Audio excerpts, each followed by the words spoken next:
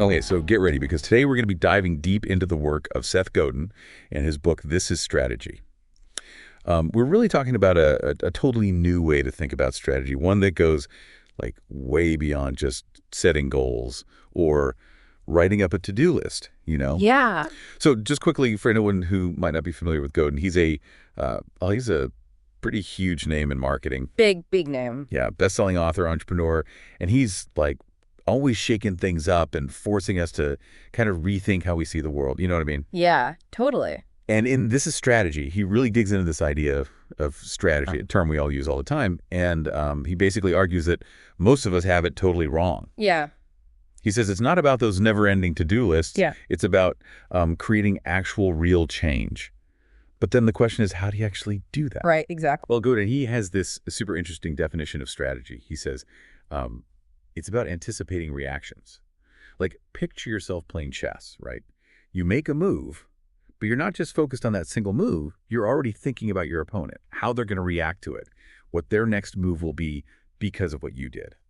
What's, I think, so insightful about that analogy is that it kind of forces you to think outside of just, your own little bubble of action, right? He wants us to consider our competition, our customers, even just the wider environment we're operating in, and how all of those things will react to the decisions we make, the things that we do. I mean, that's just like a much more dynamic and honestly more realistic way to think about strategy, right?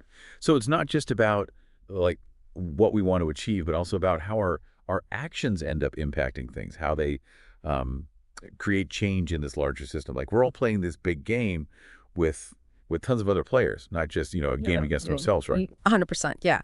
And that's where I think being adaptable becomes so important. And Godin actually compares strategy to, get this, gardening. Okay, all right.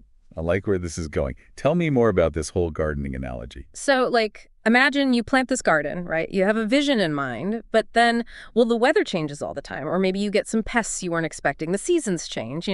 We can't control any of that, but we can adapt the way we approach it, right? Yeah. We might need to change when we water, how much, or add something to keep the bugs away. Maybe we even have to like totally change the kinds of plants that we're growing. So you're saying a good strategy, it's like a good gardener, they both need to be flexible, right? Yeah. You start out with your plan, but you got to always be ready to adjust based on what's happening around you. Exactly. Yeah. That ability to adapt, to just roll with things, it's crucial because the world is in a constant state of change and the strategies that we use need to change right along with it. Mhm.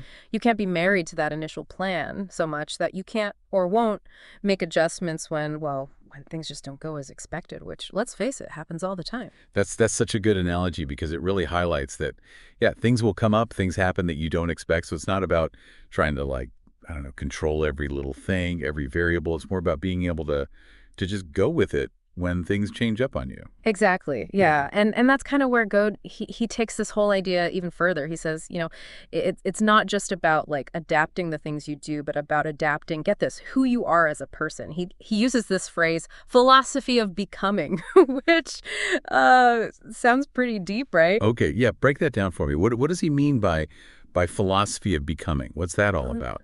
Basically, what he's saying is that strategy isn't like only about reaching some finish line way out there, right? It's more about the journey itself Yep. and how that journey, what it does to you, how it changes you, who you become along the way. Oh, I really like Yeah. that.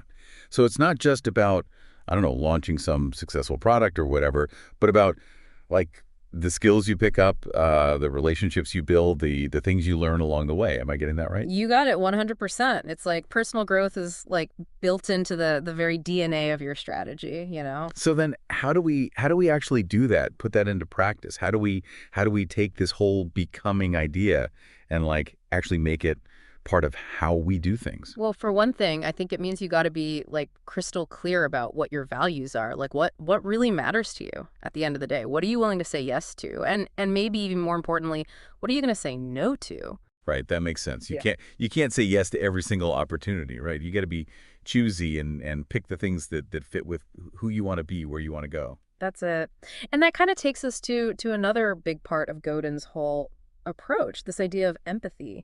He's saying that a good strategy, it has to understand that, other people, they've got their own motivations, their own reasons for doing things, and they're gonna make their own choices, right? It's not about like just bulldozing ahead with our big amazing plans without ever stopping to think about how those plans are going to land on other people, how it's going to affect them. Yeah, yeah. And I could see how that goes back to that chess analogy too, right? Yeah. It's not just about your own moves, but trying to figure out, anticipate how other people will react, how they'll make their own decisions based on, like you said, their own goals and their own point of view. Absolutely. Yeah. It's about really getting your audience, your team, your competition, everybody, You got to be able to see things from where they're standing, consider their needs, what they want, all of that. So it's less about like being in control and more about working together, collaborating. Yeah. But let's be real, that's a lot easier said than done, right? It's a messy place. There's a million things going on at once. How do you even begin to get a handle on all the moving pieces? Yeah, and that's where Godin brings in this concept of systems. He's talking about like these forces that honestly, they're kind of invisible most of the time, but they're shaping everything around us. Mm. Think about like economic trends or social norms, even just how your own company is structured. These are all systems that kind of push and pull on us, right? They influence how we behave, the decisions we make, the whole 9 yards. And those systems, man, they can feel really like huge, Yeah. like overwhelming. Like how am I supposed to influence something as massive as the economy or like what society thinks is normal? It seems impossible. And it's totally understandable to feel that way. But Godin's point isn't that we need to like single-handedly change these massive systems. It's more about learning how they work, how they function, and finding those little pressure points, those spots where you can make a difference, where you can have an impact.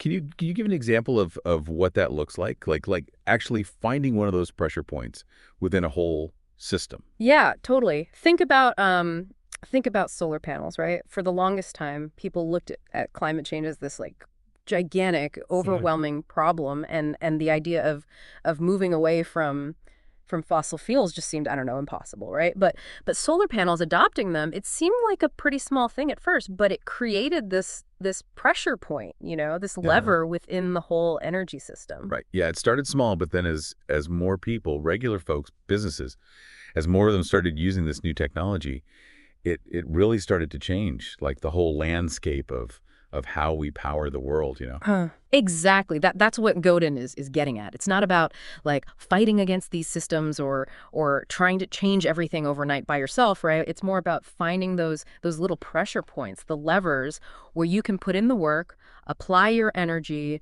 and create this ripple effect. It's like, they say small hinges swing big doors. Sometimes you don't need a ton of like force to make a big change, right? Yeah, 100%. It's about being like smart about where you focus your energy. And it actually makes me think of something else Godin talks about the mistakes he's made. He's really open about times when he got caught up in like trying to be clever, trying to be innovative, and kind of missed the bigger picture. It's really refreshing to hear somebody like him, somebody so successful, be so honest about the times he's messed up. You know what I mean? Mhm. It kind of makes you realize that even the people at the top, they don't always have all the answers, right?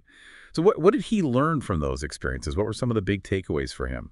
Well, one thing he realized is that making real lasting change, it usually takes time. It's not something you can like force to happen overnight. It takes patience, it takes persistence, and a lot of times it takes like a fundamental shift in the culture and what people expect. And a big part of that is bringing people along with you, Mm. communicating your vision so they get it, building that consensus so everybody's on board. So it's not enough to just have like brilliant ideas, Yeah. right? You have to be able to actually connect with people, get them excited about it, get them to buy into your vision. Yeah, exactly. It's about collaboration, working together, not just like individual brilliance.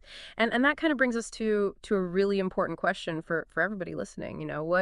What are those small things you can do like consistently every day, starting today, that'll move you closer to what you want to achieve, to your own goals?